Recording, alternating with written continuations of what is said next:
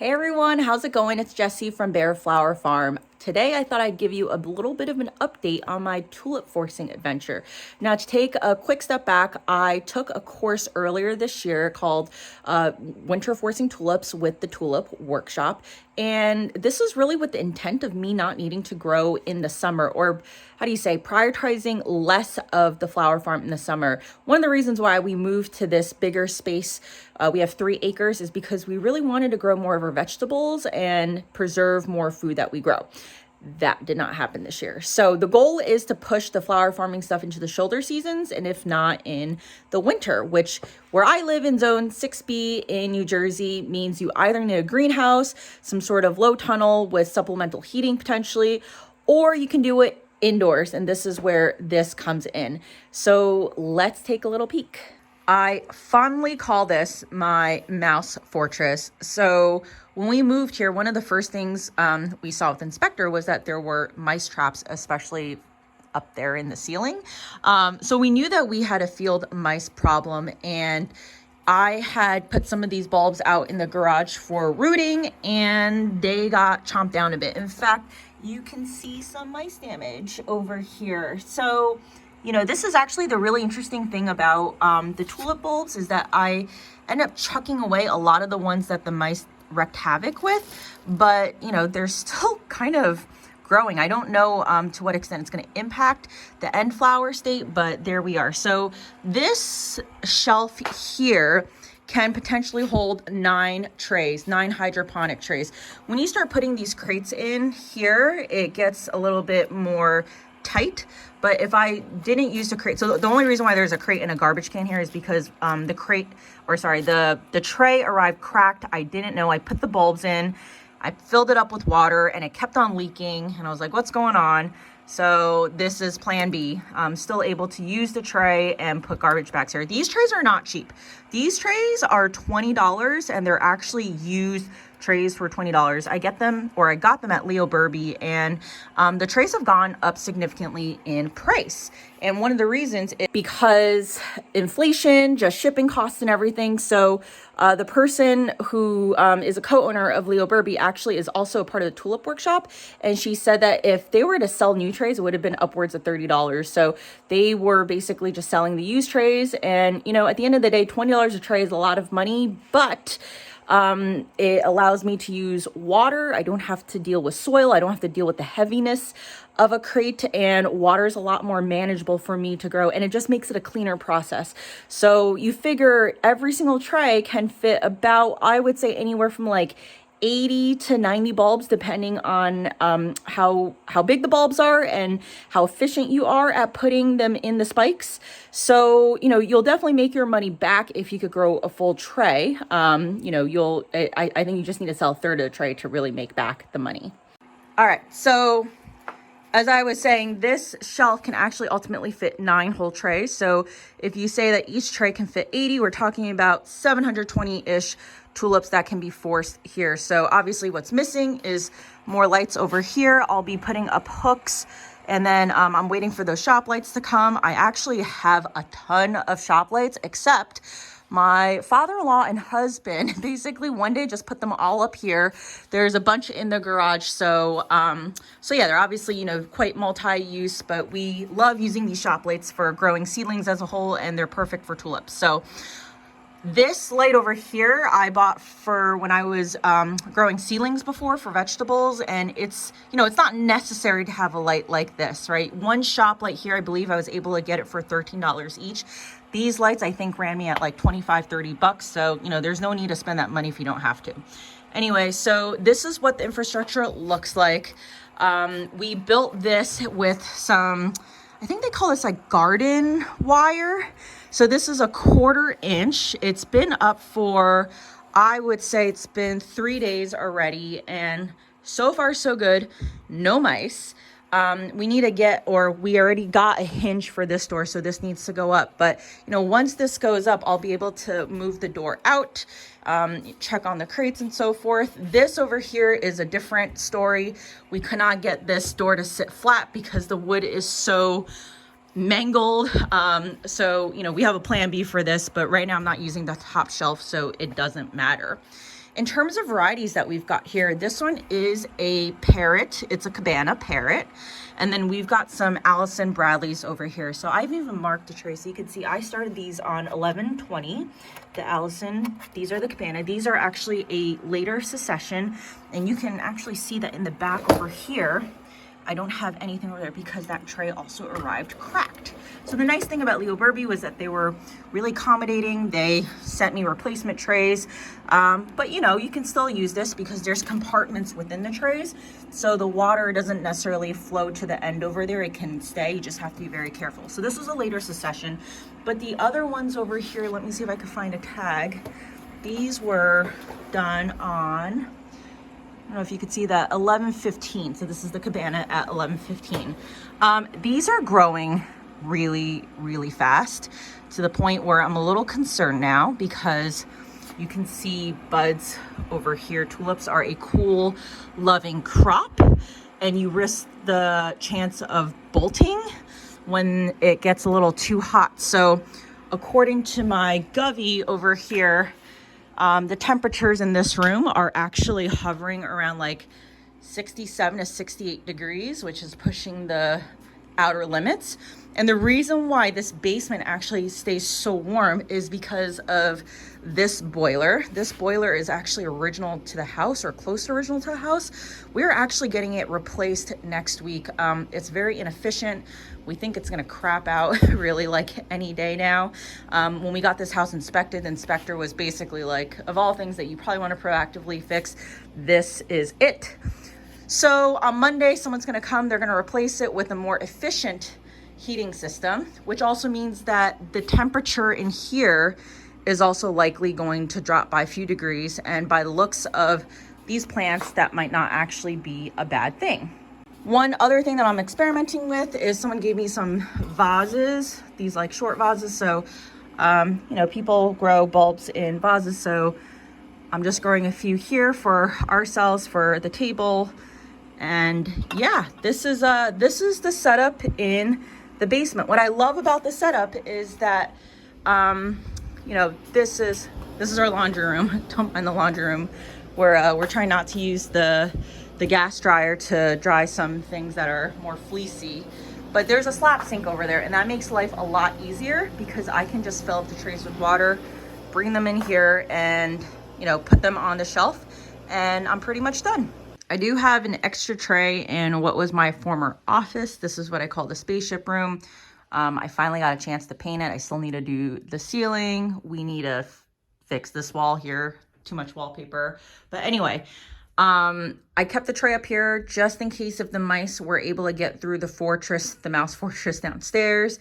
And, you know, you can tell that these are doing relatively well. I would say that the temperature here is actually relatively close to downstairs. So same concerns here, especially, you know, with a bulb like this one. Now, this bulb is already not doing too great. Like you can see, there's a little bit of, I think it's like rot or disease there. It's got a bud. I don't have high hopes for this one, but I do have some hope for the others. So it's looking pretty good. And, you know, this is about, I would say 11 days post bringing them into this room and temperature environment. So time will tell if we get blooms by Christmas for this. One of the first things that I planted for winter forcing were actually these tulips in those crates over there. And so when I came back from the workshop, this was around the weekend of October 15th, I put them into crates and I left them outside, which is really not what you're supposed to do because they're going to be subject to temperature fluctuations. But I figured I would take a chance because I didn't have a space ready. So let's check to see how they're doing.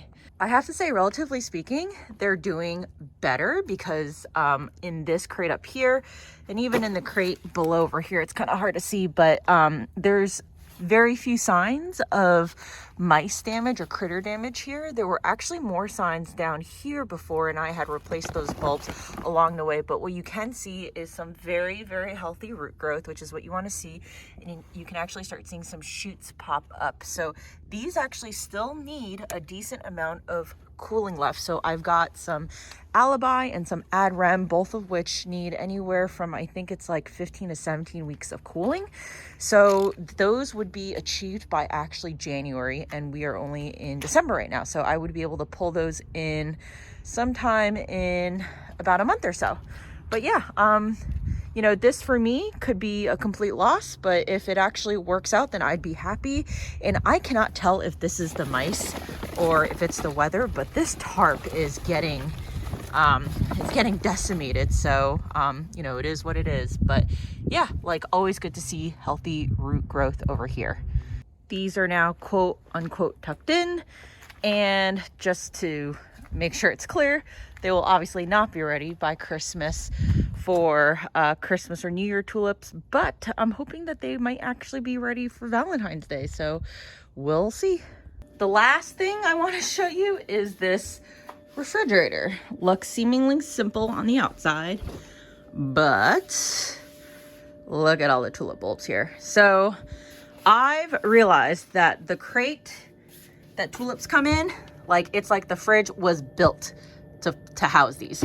So you've got 1, 2, 3, 4 crates. Each crate can actually hypothetically hold up to 700 bulbs. Now, I don't even have 500 in these, but you know, when you do the math, 7 times 4 is 2,800.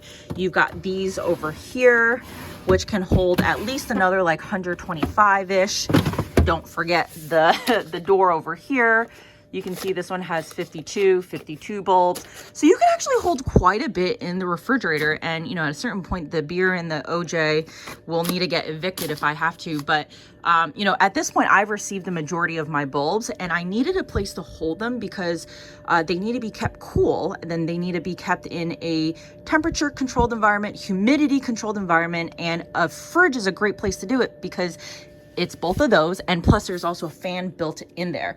So, you know, it's not like foolproof. I've taken some bulbs out and they've kind of deteriorated a little bit, but it's much better than holding it like in your garage, right? So, you know, one thing to note about the bulbs that I'm using is obviously for early bulbs, they have to be pre-cooled. So the Tulip Workshop actually sold pre-cooled bulbs. So you could see they even labeled here, optimum cooling achieved by November 14th. So these are the Allison Bradleys that you saw. I don't have any more of the parrots left. I'm still growing some Foxy Foxtrot, and then there's just some other varieties in here too. So hopefully that was a good peek into what I'm doing right now. Right now I have, what is it, like 5 trays, right? So it is a few hundred tulips if all ends up working out well, and I'm pretty excited for it. And then I still have the stuff in the garage. I have more actually that are rooting. I have a few more in crates. So a lot of this year is about experimenting and really just learning from mistakes. I mean, one of the things that I'm really vigilant about right now is disease on bulb. Like you could see that there are some imperfections in bulbs. I'm actually a little surprised at how well the tulips are growing despite some of that. But I know that a lot of the issues really start arising when the flowers or when the tulips start flowering. So I am just entering into that phase, and we'll see what happens within the next 3 weeks. So again, if you're interested in more information, I would definitely recommend checking out the Tulip Workshop. Not getting paid to say this. This isn't sponsored by them by any means.